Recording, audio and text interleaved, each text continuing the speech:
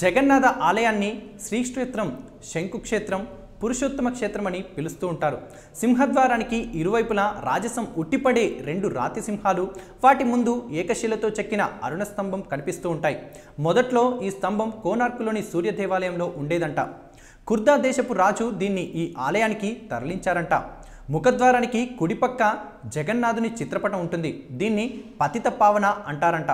37,000 చదరపు మీటర్ల సువిశాల విస్తీర్ణంలో నిర్మించిన అద్భుత వాస్తు కట్టడం జగన్నాథుని ఆలయం. 214 అడుగుల 8 అంగుళాల ఎత్తున ప్రస్తుత ఆలయాన్ని అనంతవర్మ చోడగంగాదేవ కళింగ శైలిలో పాంచరాత్ర గమ విధానంలో నిర్మించాడని శాసనాల ద్వారా తెలుస్తుంది. దేవదేవుడిని ఓ రాజకుటుంబీకుడిగా భావించి ఆయనకు కావలసిన గుర్రాలు, నగలు, దుస్తులు ఇలా సకల సదుపాయాలన్నీ అక్కడే ఉండేలా ఓ రాజకోటలో ఈ ఆలయాన్ని నిర్మించారు. అంతకుముందు ఈ ఆలయాన్ని ఇంద్రద్యుమ్న మహారాజు కట్టించాడంట.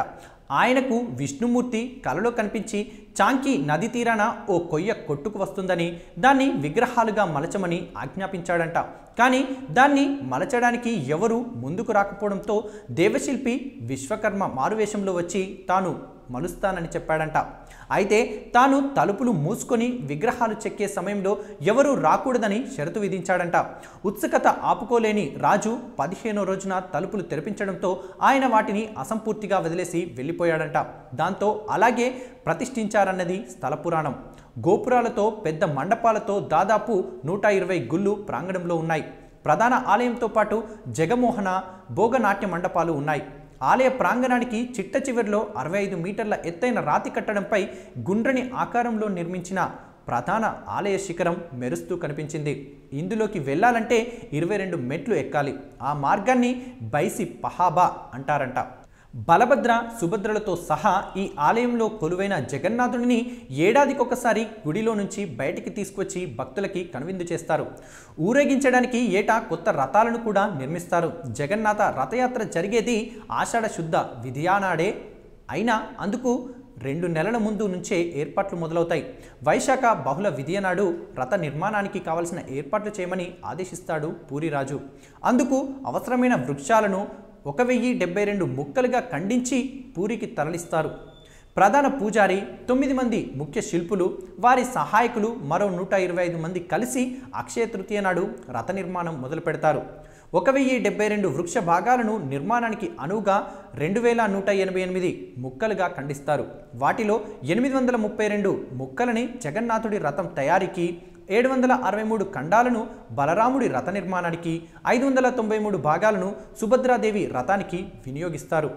ఆషాఢ శుద్ధ పాఠ్యమి నాటికి రథ నిర్మాణం పూర్తయి యాత్రకు సిద్ధమవుతాయి. జగన్నాథుడి రథాన్ని నందిఘోష అంటారు. 45 అడుగుల ఎత్తైన ఈ రథం 16 చక్రాలతో మిగతా రెంటికన్నా పెద్దదిగా ఉంటుంది. ఎర్రటి చారలున్న పసుపు వస్త్రంతో నందిఘోషను అలంకరిస్తారు. బలభద్రుడి రథాన్ని తాళధ్వజం అంటారు. దీని ఎత్తు 44 అడుగులు ఉంటుంది. 14 చక్రాలు ఉంటాయి. ఎర్రటి చారలున్న నీలి వస్త్రంతో ఈ రథాన్ని కప్పుతారు. సుభద్రాదేవి రథం పద్మధ్వజం అని పిలుస్తారు. దీని ఎత్తు 43 అడుగులు ఉంటుంది. 12 చక్రాలు ఉంటాయి. ఎర్రటి చారలున్న నలుపు వస్త్రంతో పద్మధ్వజాన్ని అలంకరిస్తారు. ప్రతి రథానికి 250 అడుగుల పొడవు, 8 అంగుళాల మందం ఉండే తాళ్లను కడతారు. ఆలయ తూర్పు భాగంలో ఉండే సింహద్వారానికి ఎదురుగా ఉత్తరముఖంగా నిలబెడతారు. విధియనాడు మేళతాళాలతో గర్భగుడిలోకి వెళ్ళిన పండాలు అంటే పూజార్లు అని అర్థం. ఉదయకాల పూజాధికాలు నిర్వహిస్తారు.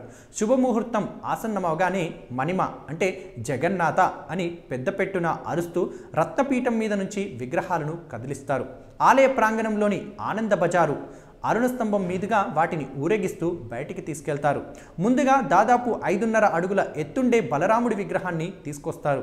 బలభద్రుణ్ణి చూడగానే జై బలరామ, జై జై బలదేవ అంటూ భక్తులు చేసే జయ జయ ధ్వానాలతో బోడోదండ మారుమోగిపోతుంది. బలరాముడి విగ్రహాన్ని ఆయన రథమైన తాళధ్వజంపై ప్రతిష్ఠింపజేస్తారు. అనంతరం ఆ స్వామి విగ్రహానికి అలంకరించిన తలపాగా ఇతర అలంకరణలను తీసి భక్తులకు పంచిపెడతారు.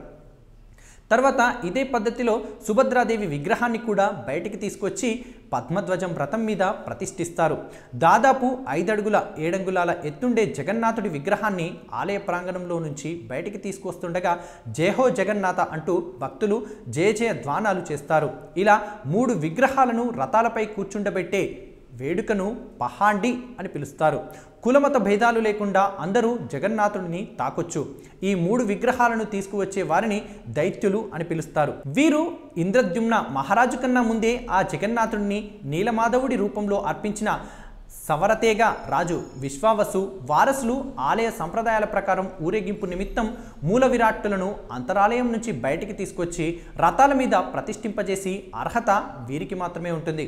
సుభద్ర, జగన్నాథ, బలభద్రులు రథారూఢులై యాత్రకు సిద్ధంగా ఉండగా పూరి సంస్థానాధీశుడు అక్కడికి చేరుకుంటారు.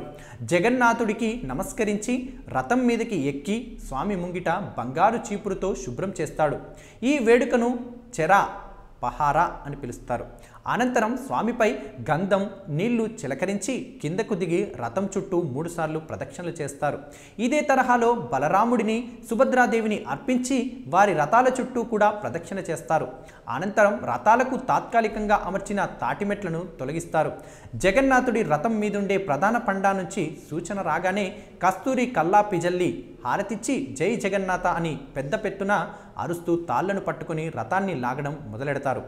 విశాలమైన బోడోదండ ప్రధాన మార్గం గుండా యాత్ర మందగమనంతో సాగుతుంది. భక్తజనం నడుమ జగన్నాథుడి రథం అంగుళం అంగుళం చొప్పున చాలా నెమ్మదిగా కదులుతూ ఉంటుంది. దీన్నే ఘోషయాత్ర అని పిలుస్తారు. ఈ యాత్ర ఎంత నెమ్మదిగా సాగుతుందంటే జగన్నాథుడి గుడి నుంచి 3 మైళ్ళ దూరంలో ఉండే గుండీచా గుడికి చేరుకోవడానికి దాదాపు 12 గంటలు పడుతుంది. గుండీచా ఆలయానికి చేరుకున్నాక ఆ రాత్రి రథాల్లోని మూల విరాట్లకు బయటే విశ్రాంతిని ఇస్తారు. మర్నాడు ఉదయం మేళ తాళాలతో గుడిలోకి తీసుకువెళ్తారు. వారం రోజుల పాటు గుండీచా దేవి ఆతిథ్యం స్వీకరించిన తర్వాత దశమి రోజున తిరుగు ప్రయాణం మొదలవుతుంది. దీన్ని బహుదా యాత్ర అని అంటారు. ఆ రోజు మధ్యాహ్నానికి 3 రథాలు ఆలయానికి చేరుకొని గుడి బయటే ఉండిపోతాయి. మర్నాడు ఏకాదశి రోజున స్వామివార్లను బంగారు ఆభరణాలతో అలంకరిస్తారు. దీన్నే సునావేశగా వ్యవహరిస్తారు. ద్వాదశి రోజున విగ్రహాలను మళ్ళీ గర్భగుడిలోని రత్న సింహాసనంపై అలంకరించడంతో యాత్ర పూర్తయినట్లే తెలుపుతారు. సో వ్యూవర్స్, ఈ వీడియో కనుక నచ్చినట్లయితే లైక్ చేయండి, కామెంట్ చేయండి, షేర్ చేయండి అండ్ సబ్స్క్రైబ్ కండి. Like and subscribe Eagle Media Works.